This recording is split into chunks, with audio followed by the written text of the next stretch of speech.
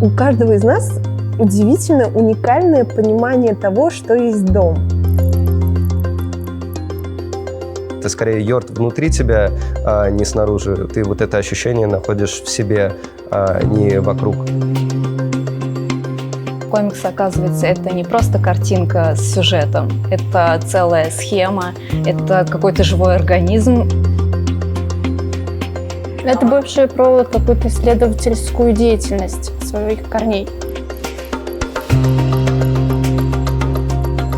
Мне это и правда интересно, поэтому я подал заявку, отрисовал то, что у меня болит, так сказать, и прошел. И это вчера.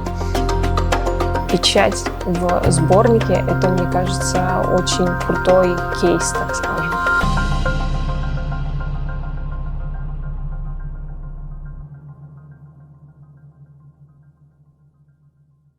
Я очень долго ходила вокруг да около, сомневалась. И, в общем, все так сложилось, что я записалась в проект, я прошла отборочный этап, получается, и вот я здесь. Мне было это очень интересно, и это как новый опыт для меня. Я никогда не участвовала и никогда не рисовала комиксы. Подумала, ну что-то новое, нужно всегда пробовать.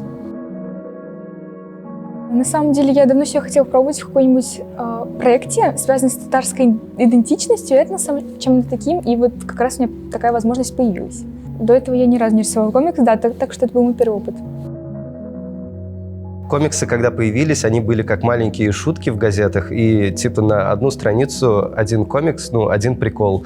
И начинал я, наверное, вот с каких-то таких маленьких зарисовок. Что-то произошло фиговое, ты хочешь как-то это сублимировать, и придумываешь из этого какую-то веселую историю, и уже не так стрёмно, как будто, да, оно того стоило. К нам пришел волонтер и очень красочно рассказал, и я подумала: это то, что мне нужно. Это вот я этим хочу заниматься. Я очень долгое время хотела вот рисовать комиксы, и чтобы это было полезно, и чтобы это как-то еще и с темой Татарстана созвучно было, с народностью, и чтобы было бы здорово.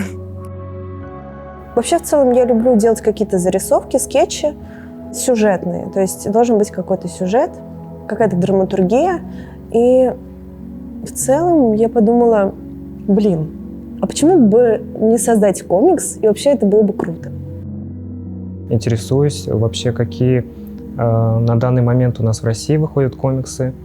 Очень нравится структура, сюжет, очень нравятся картинки, рисунки, которые есть в этих изданиях. Поэтому хотел попробовать.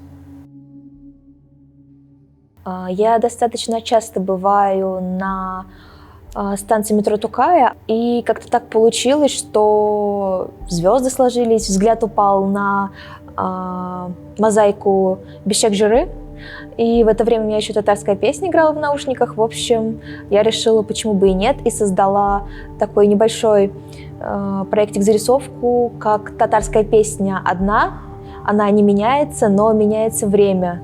Не просто людей, а именно матерей, которые ее поют с древнейших времен до будущего какого-то. В общем, я наполовину татарка, наполовину чувашка. И я подумала, что так как проект Татарстана, можно попробовать сделать что-то из чувашского народа, так как наверняка много будет представителей из Татарии. Вот. Я спрашивала у своих родственников, типа, какие есть возможные истории, там, не знаю, сказки. Мне сказали, что никто ничего не знает, никто никому ничего не рассказывал. В целом, поэтому я решила просто поискать в интернете, какие есть, не знаю, мифы, легенды, персонажи.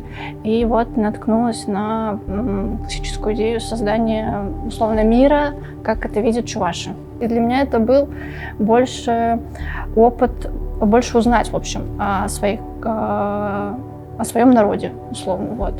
В целом я реально очень много узнала. Даже больше, чем могли бы рассказать мне родители, бабушки и так далее. Вот.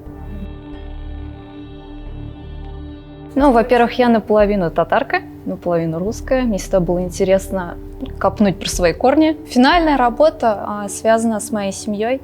Вот, как-то про традиции вспомнила о том, что мы всегда разговаривали и на русском, и на татарском. Вот, наши родственники, как мы собирались, в общем, это было очень тепло вспоминать, и все это связано именно с корнями, с семьей. Вот, поэтому такая тематика была выбрана для комикса.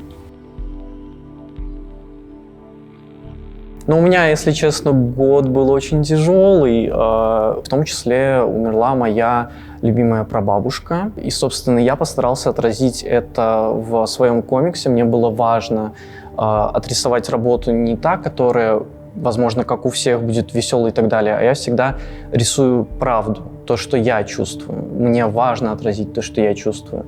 Вот, поэтому я надеюсь, что моя работа, она откликнется в сердцах некоторых людей, потому что кто-то, может быть, терял кого-то, кто-то боится потерять. Кому-то мой комикс может понять, что человек не один. Если честно, изначально он должен был быть немного юмористическим, но потом мне показалось, что это немного выбивается из рамок Йорт, и я решила добавить чего-то более семейного. Я решила вспомнить свое детство, и вот воспоминания, самое яркое воспоминание, которое у меня связано и с семьей, и культурой, это колыбельные, которые мне пели в детстве, поэтому я решила зарисовать историю именно про колыбельные. Вдохновением послужили татарские народные сказки, так как все герои моих комиксов вышли оттуда и попадают на страницах будущего, не знаю, как сказать, альманаха, в различные смешные ситуации.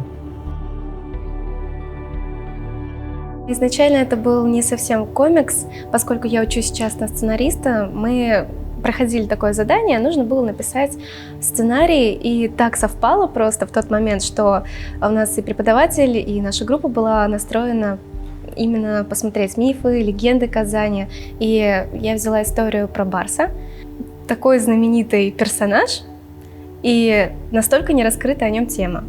Я решила взять все в свои руки, так сказать, и написать просто от себя маленькую историю о том, как же все-таки Барс встал на такой пьедестал наравне с Зеландом. И написав рассказ уже, мне было интересно попробовать его как-то визуализировать, потому что я это люблю. И все, в общем-то, сложились вот так вот, паутинка сложилась как-то, и все привело к участию в Йорт. Я понимала то, что я мифы и легенды, скорее всего, так быстро не изучу досконально, как бы мне хотелось, для того, чтобы придумать какой-то супер оригинальный сюжет. Вот. И поэтому первая мысль пришла, что, может, просто стоит вспомнить детство, какие-то, может быть, обычаи именно в семье или что-то такое. Ну вот так как-то вспомнился «Куян куштеняще».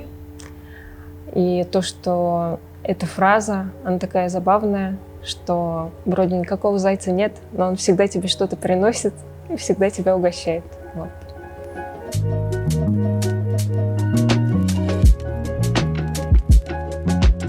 Ну, вообще было очень, конечно, радостно, когда сообщили, что работа принята, и она появится в сборнике. У меня вот есть такая мечта тоже создать книгу со своими иллюстрациями.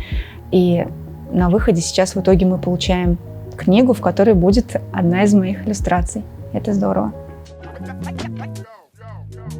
Ведь это, по сути, самое сложное. Вот нарисовать и довести комикс — это очень сложно. Вот я сейчас с этим сталкиваюсь, потому что один комикс у меня движется уже, наверное, года 2, страшно сказать, или 3. Дело этим не заканчивается, нужно же еще как-то его напечатать, как-то его сшить. Круто, что появилась вот такая вот тема, что ты просто такой «Эй, я есть!» и все дальше как-то само по себе двигается. Это круто. Это, по сути, первый печатный проект мой, в котором я вот поучаствовал, так что это очень мотивирует. Ну, это на самом деле для меня большая честь, если честно, вот в таком во всем поучаствовать, потому что это дает мне направление, куда я хочу дальше идти и чем я хочу вообще дальше заниматься. Для меня это было огромным, крутым опытом. Я бы еще в чем-нибудь таком поучаствовала, если бы была возможность. До этого не было настолько серьезной работы, нежели сейчас. И мне это очень понравилось. Конечно, это дало такой опыт моральный и физический. Я на диплом хочу взять комикс и комиксу сделать артбук. Это как-то все связать с славянской мифологией. Вот. Посмотрим, что получится. Комиксы я не рисовала, но так сложилась судьба, что я попала в комикс Йорт и проект Йорт. И организаторам понравилась моя работа, чего я вообще не ожидала, честно говоря. Для меня Йорт — это была возможность просто попробовать, а вдруг кому-то понравится еще, кроме меня самой и моих друзей. Так получилось, что понравилось. Я до этого не рисовал, например, на планшете. Я начал как-то интересоваться именно методологией комиксов и дальше продвигать именно данное направление в своих работах. Я никогда не печаталась в каком-то комиксе, именно в таком журнальчике. Мое эго думает, а почему бы и нет? Собственно говоря, 20 лет прожили вот без этого. Нам теперь сейчас уже нужно как-то публиковаться в журналах «Зиля». Шучу, я так не было. Просто, не знаю, это же прикольно. Почему нет? Банально будет, но когда есть такая возможность совершенно бесплатно и совершенно так добродушно, с большой любовью, это, по-моему, очень-очень здорово и круто.